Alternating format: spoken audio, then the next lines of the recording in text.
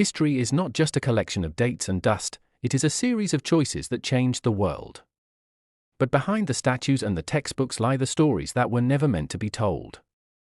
Secrets buried in the archives, shadows in the margins of the great wars, and the raw human truth of the people who forged our reality. The man who refused a crown. George Washington is remembered not merely as a soldier or the first president of the United States, but as the man who defined what leadership should look like in a democracy. In an age when victorious generals often crowned themselves kings or ruled as dictators, Washington chose a different path: restraint over ambition, service over power, and humility over glory. His life unfolded at a turning point in world history, when the idea that people could govern themselves was still fragile and unproven. The choices Washington made, both in war and in peace, shaped the birth of the United States and established political standards that continue to guide democratic nations across the world. Birth and family background. George Washington was born on February 22, 1732, in Westmoreland County, Virginia, within the British colony of Virginia.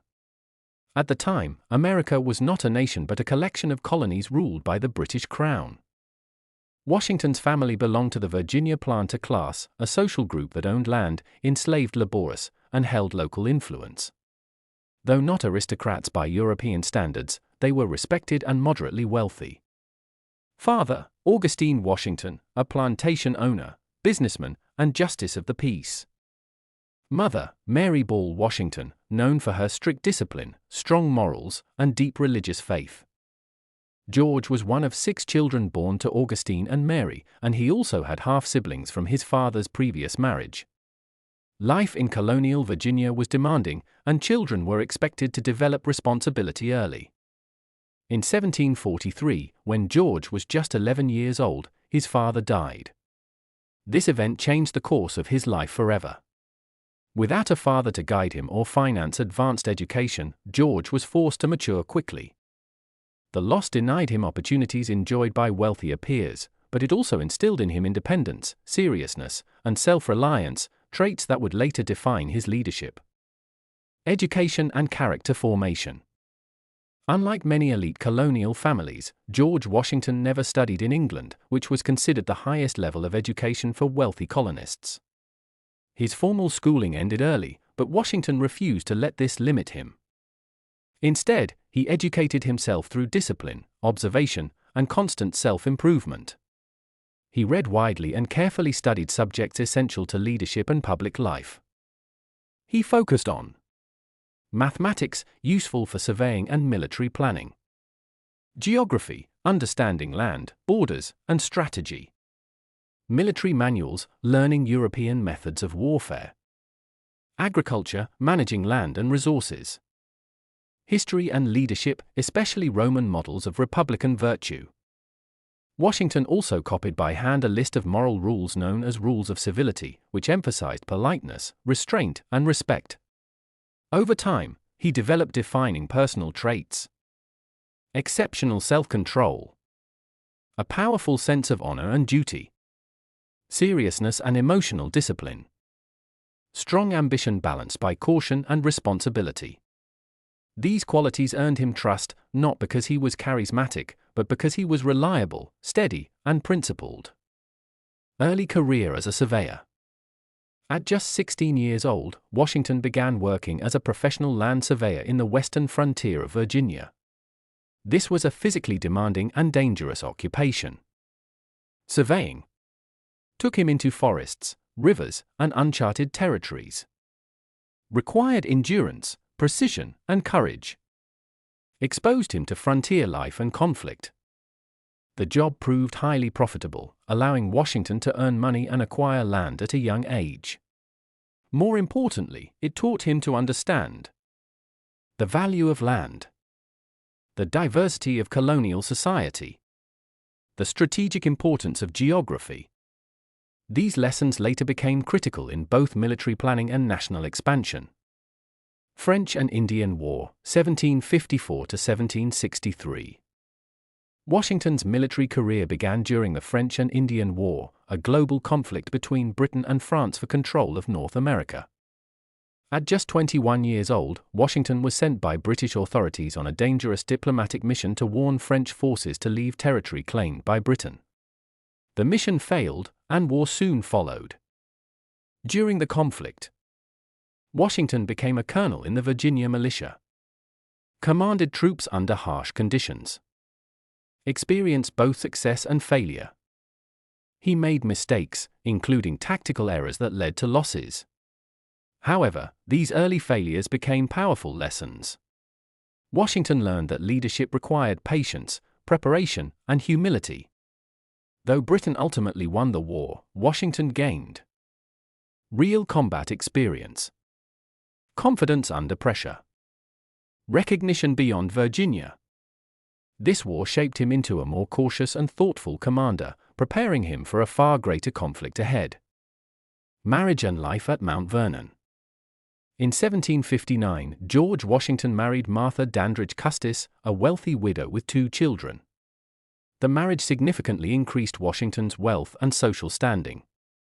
Together, they settled at Mount Vernon, Washington's plantation along the Potomac River. There, he managed large-scale agriculture, trade networks, land development, business operations. Although Washington never had biological children, he became a father figure to Martha's children and grandchildren. His domestic life provided stability and deepened his sense of responsibility. Washington and slavery. Like many Virginia planters, Washington owned enslaved people.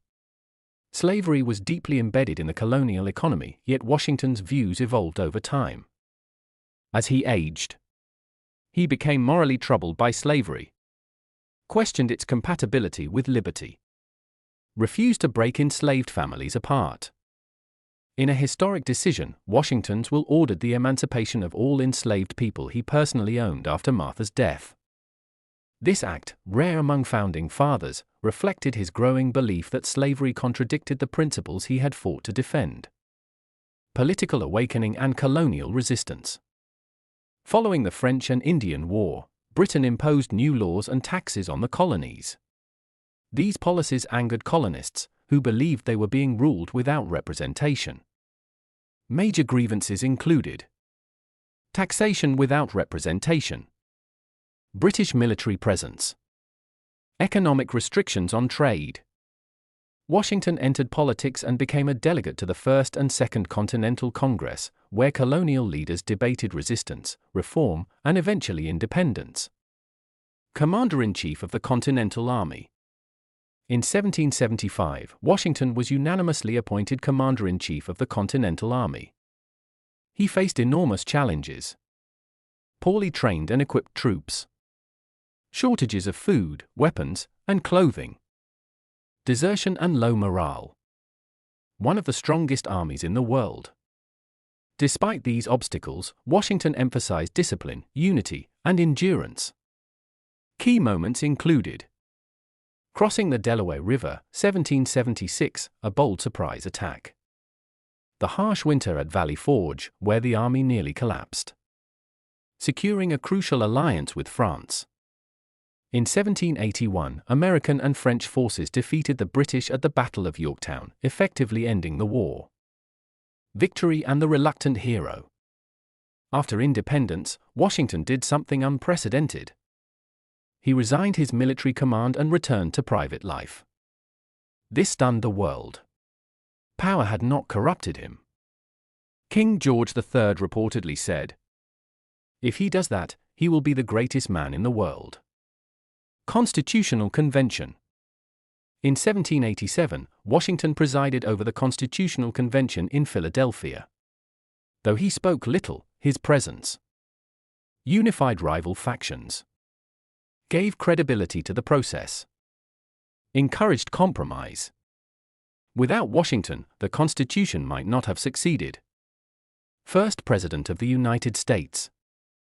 In 1789, Washington was unanimously elected the first President of the United States. As President, he defined executive authority, created the cabinet system, strengthened the federal government, avoided foreign wars, suppressed rebellion without tyranny, He served 2 terms and refused a third, establishing a peaceful tradition of power transfer. Farewell Address, a timeless warning.